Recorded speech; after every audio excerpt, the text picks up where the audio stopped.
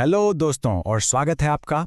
क्या आपने कभी कोई किताब पढ़ते हुए सोचा है कि काश मैं इस कैरेक्टर के दिमाग के अंदर झांक पाता? आज हम एक ऐसी ही जादुई टेक्निक के बारे में बात करने वाले हैं जिसे कहते हैं इंटीरियर मोनोलॉग। तो ये सवाल बहुत इंटरेस्टिंग है। एक राइटर आखिर ऐसा क्या करता है कि हमें कैरेक्टर के अनकहे विचार, उनके डर, उनकी उम्मीदें सब कुछ साफ साफ सुनाई देने लगता है। इसी सवाल का जवाब है इंटीरियर मोनोलॉग। और चलिए आज इसके हर पहलू को आसानी से समझते हैं। तो आज हमारा सफर कुछ ऐसा रहेगा। सबसे पहले हम जानेंगे कि इंटीरियर मोनोलॉग आखिर है क्या, फिर इसकी खास बातों को समझेंगे। इसके बाद एक बहुत कॉमन कंफ्यूजन दूर करेंगे कि ये स्ट्रीम ऑफ कॉन्शियसनेस से अलग कैसे है। फिर हम इसके दो मेन टाइप्स देखेंगे और आखिर में ये समझेंगे कि राइटर्स इसका इस्तेमाल करते ही क्यों हैं। ओके, तो चलिए फाउंडेशन से शुरू करते हैं। सबसे पहले और सबसे जरूरी सवाल, ये इंटीरियर मोनोलॉग होता क्या है? बिल्कुल आसान शब्दों में इंटीरियर मोनोलॉग लिखने का एक तरीका है, एक ऐसी टेक्निक है जो हमें यानी रीडर को सीधा एक कैरेक्टर के दिमाग के अंदर ले जाती है। हम उनके विचारों को सुन सकते हैं ठीक वैसे ही जैसे वो उन्हें सोच रहे हैं।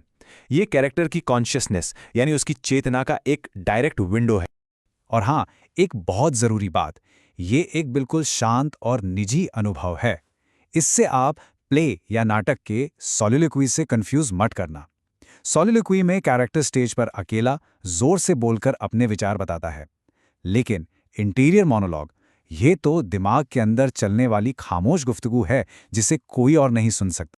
तो ऐसी कौन सी चीजें हैं जो इंटीरियर मोनोलॉग को बनाती हैं? चलिए इसके 4 सबसे इंपॉर्टेंट पिलर्स यानी इसकी मूल विशेषताओं पर एक नजर डालते हैं। पहला है फर्स्ट पर्सन पर्सपेक्टिव। यहां सब कुछ मैं या आई के नजरिए से होता है, मैं ये क्या कर रहा हूं। दूसरा, इमीडिएटली। विचार बिल्कुल अभी यानी प्रेजेंट मोमेंट में आते हैं, जो सोचा वही लिखा गया। तीसरा, सब्जेक्टिविटी, मतलब हमें दुनिया वैसी नहीं दिखती जैसी वो है, बल्कि वैसी दिखती है जैसी कैरेक्टर को लगती है।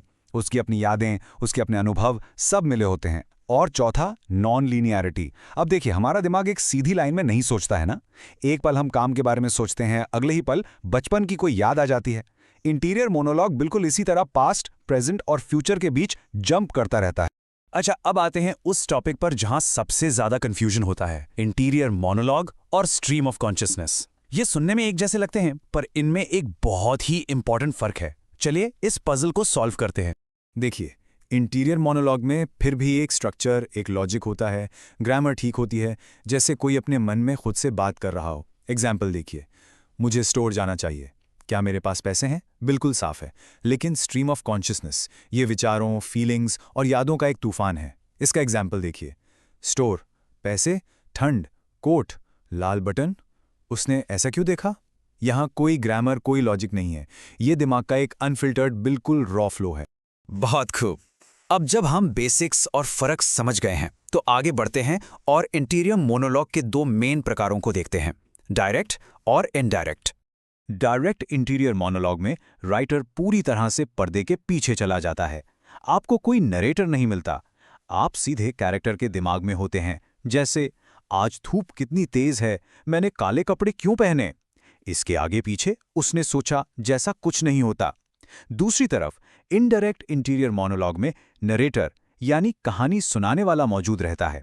वो आपको गाइड करता है। जैसे, उसने सूरज को देखा और अपने कपड़ों की पसंद को कोसा। उसने काले कपड़े क्यों पहने थे? यहां उसने शब्द बताता है कि नरेटर बीच में है। तो सवाल ये उठता है कि आखिर एक राइटर इस टेक्निक का इस्तेमाल करता ही क्यों है?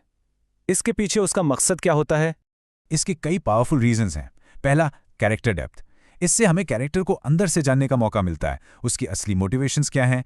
दूसरा, हमें यह भी पता चलता है कि कैरेक्टर जो कहता है और जो असल में सोचता है उसमें कितना बड़ा फर्क हो सकता है। और तीसरा, पेसिंग।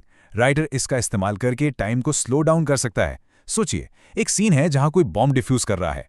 राइटर उसके हर एक विचार को दिखाकर, लाल तार या नीला, मेरे हाथ कांप रहे हैं, उस 1 मिनट को 10 मिनट जैसा तनावपूर्ण बना सकता है। लिटरेचर में कई बड़े बड़े लेखकों ने इस टेक्निक का बेहतरीन इस्तेमाल किया है। चलिए उनमें से कुछ मास्टर्स ऑफ द क्राफ्ट से मिलते हैं। इस लिस्ट में सबसे पहला और सबसे बड़ा नाम है जेम्स जॉयस का, और उनकी लेजेंडरी किताब है यूलिसिस। इसका आखिरी चैप्टर, जिसे मॉली ब्लूम्स मोनोलॉग कहते हैं, इस टेक्निक का शायद सबसे मशहूर एग्जाम्पल है। ये मोनोलॉग बिना किसी पंक्चुएशन के कई पन्नों तक चलता रहता है। फिर आती हैं वर्जीनिया वुल्फ और उनका नॉवल मिसेस डैलोवे।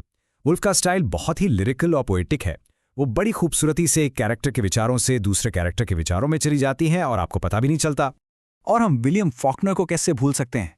अपने novel the sound and the fury में उन्होंने एक कमाल का एक्सपेरिमेंट किया। उन्होंने अपने अलग अलग कैरेक्टर्स की मेंटल स्टेट को दिखाने के लिए इंटीरियर मोनोलॉग के अलग अलग स्टाइल्स का इस्तेमाल किया।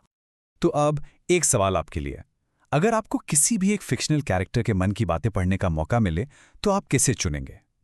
शायद गेम ऑफ थ्रोन्स से टिरियन लैनिस्टर को या हैरी पॉटर से प्रोफेसर स्नेप को? सोचिएगा जरूर और अपना जवाब नीचे कमेंट्स में लिखिए। ऐसे ही और लिटरेरी कॉन्सेप्ट्स को आसान भाषा में समझने के लिए हमारे चैनल को जरूर सब्सक्राइब करें। इस वीडियो को देखने के लिए आपका बहुत बहुत धन्यवाद।